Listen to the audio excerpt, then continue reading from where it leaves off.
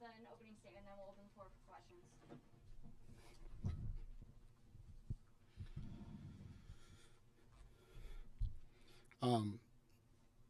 First of all, I want to, really thank our fans that came out tonight. Like our students have been fantastic. They keep coming back. They keep showing up, and then the rest of the crowd, the community, and everybody else that came, like it's a big boost, and you can tell. Like you start coming back at the end, and you can start to hear it, the buzz, the noise, and I'm looking forward to the day where we put together 40 minutes of good basketball for them, and more people want to come and watch this group play. We're getting better, but we're not playing 40 minutes. And you have to against a good basketball team. That's a really good basketball team. They hurt you in a lot of different areas.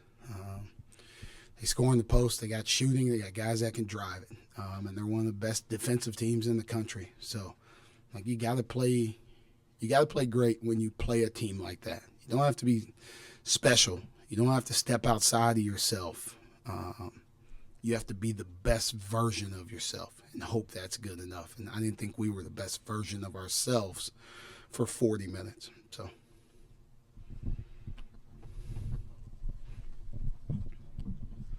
Micah, they made threes at a fairly high clip tonight. Was that more of the same issues you've seen in the past when teams have gotten hot against you guys from deep? They're so hard to defend. It's almost like you got to pick your poison with them.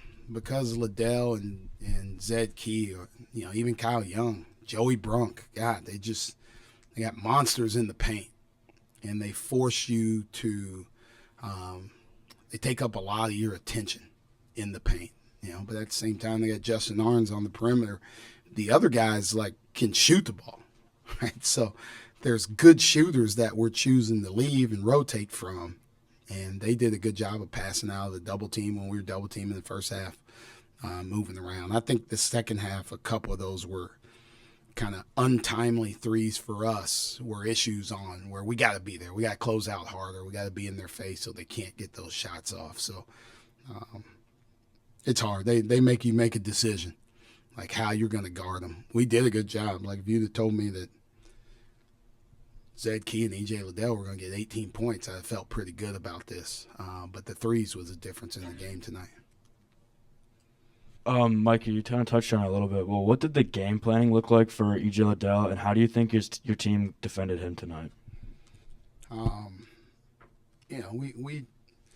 We tried to switch against him, to take away some of his threes, but that put smaller guys on him in the paint. I didn't think. I didn't feel like we fought him as much in the first half as we needed to. And these are like everything I say to you guys, like I say to our guys in the locker room. So it's not like I'm saying something right now that they haven't heard. We needed to fight him, right? I get to switch, and he starts to walk from the three-point line. Like the fight doesn't start in the charge circle. Fight needs to start at the free throw line or above the free throw line. You can't let him get there. We needed to be better. Late in the half, he caught it deep in the paint. That's where we'll grow. That's where we'll get better. But, we didn't fight as much as we needed to in the first half. Other than that, I thought we did a great job. The dude's an All-American. He had 14 points and 5 rebounds. But offensively, we attacked him. We shot faked him in the paint. We got him in foul trouble, and he had to watch some of the game. That was a big part of it too, in terms of how we attacked him. And he had to spend some time on the bench, which was another part of our game plan as well. Micah, Jalen played 40 minutes tonight. Finished with 23, pretty efficient. What did you see from him tonight, especially as he continues to grow into this elevated level of basketball? I think he did a good job of coming off pick and rolls, using his body, getting guys on his hip or on his back and getting into the paint and forcing them to help. Then he played with a lot of poise. He got in there, played off 2 feet. They're a great shot blocking team, right? So we wanted to try and play off 2 feet. If you go in off 1 foot, they're just going to come and block somebody's shot and just start their own break. So we wanted to play off 2 feet, settle, see if you have your shot, see if you can shot fake, and then look for kickouts after that. And he did a great job of attacking when he had the layups and then kicking out when he didn't have that. So we're putting a lot on his plate. Like he didn't come out of the game like he plays a lot of minutes, but he plays hard defensively. Like, we matched up a little bit differently, but there's been a bunch of games in a row where he's guarded the best player on the perimeter, and he's playing offense with the ball in his hands a lot. And for him to play 40 minutes, for him to play how he's played, like that's what I envisioned. When we got him, was things like this, situations like this. And I know he's probably upset that he's got 4 turnovers, and he can clean those up and move forward with those and be better at that. But if he's playing like this, he gives us a chance every night. The road of college basketball is paved with games where a team is winning by 18 and then it's cut to 7, and then the team that was winning by 18 wins anyway. What is the difference between those two teams? I mean, they made shots that you could have put anybody in front of them and they were going in. I mean, where do you squeeze the orange in a game like that? I mean, it's the nature of the business that I work in right now, right? It's unpredictability of 18 to 22-year-olds. And, like, some nights you watch a team play and they'll be fantastic. Then you watch them the next night and they'll be awful. You can see the same thing during a game, from minute to minute, from half to half, from quarter or, media timeout to media timeout. That's something that, we talk about 40 minutes of focus more than anything. Like, you have to be focused on the game plan. You have to be focused on your job. You have to be focused on these things, because as you're playing, good, bad, or the other, right, there's people in the crowd that are yelling things at you. There's people, on your team, I'm a coach. I'm yelling at them for different things. There's people on the bench. There's teammates. There's people on the other team. Like, there's a lot going on out there. And whoever can focus the best for 40 minutes usually has a chance. Human nature tells you can let your guard down, right? Like, we went on a run to start the game. I felt like we let our guard down after that. I tried to warn them in the timeout. The game's not over, right? You have to do this for 40 minutes. We didn't come out to win the first 3 minutes of the game. But, that's something where I think everybody can grow from. That's something as a team. Like, the longer we play with focus, I think the better we're going to be. And coaching changes and roster turnover tend not to be kind to teams anywhere in the country, let alone playing in the Big Ten. I'm assuming that you are not a moral victory guy, but to exactly, with that assumption out of the way, there are a lot of ways that this season could start or go against Big Ten teams, and to get in year one the ability to say, here, we've given you an entirely new look team, a new coaching staff, and here we go.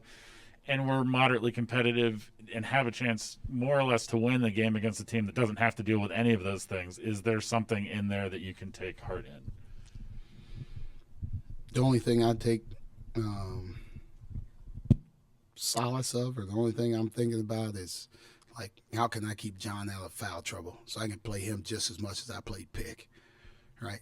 Like, that what that kid does every day, practice, in the film room, in the locker room, on the court, that's Penn State. When I got here and people started telling me about it, I got people on my staff from Penn State and people in the community telling me about Penn State. Like, what I hear, what Penn State is, I see it every day, and I see it in John. So, like, what he does, who he is, I'm going to fight tooth and nail. Whether I got to get my old ass out there and play too, I'm going to fight tooth and nail for that dude to have a good season. So we're going to come back tomorrow. We're going to watch film. We're going to learn from this. We're going to get better. And then we play a good team on Wednesday. And then we're going to get right back at it and watch film and get better. And then we're going to go to Michigan State, and we are going to fight every night. No questions asked.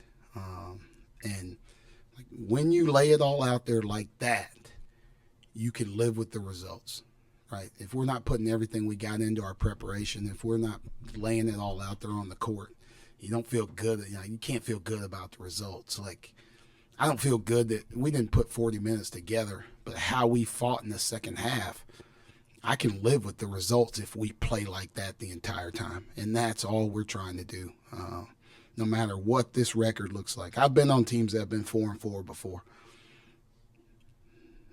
There's a lot of season left, and we got a lot of ways to improve, and we're going to do that. Last one. Micah, Seth got out to a pretty hot start tonight. Past couple of games, he struggled a little bit, but good start. Later in the game, looked like he was getting a little bit frustrated, maybe wanted some more calls, started to force a few shots. What did you say to him late in the game, after the game? What do you see from him moving forward? Him and I, we're going to watch film and try and get better, try and learn from it. He did have a great start. He was attacking. But he needs to attack at the right times. He needs to attack as the ball moves from side to side, which breaks their defense down. If you're dribbling the ball and nobody's moving, and even if you have an isolation or not, against a matchup you think you can get by. But there's, 4 other guys on the court that know that they're at a defensive disadvantage. So that's all they're doing is just staring at you and just, moving to the ball and then talking about how to stop this. So just learning from it, learning different ways to when to attack, how to attack. It's a learning process for all of us. And, I'm glad he started the way he did. We need him to continue to play that way the whole game. And then he can't get down on himself. I told our guys it was my fault in the first half. I'm telling them to fight, yet I was crying to the officials about different calls. Right? That's not fighting. So I left them alone in the second half. I can't be begging for calls and our guys are asking for calls. No, we don't need calls.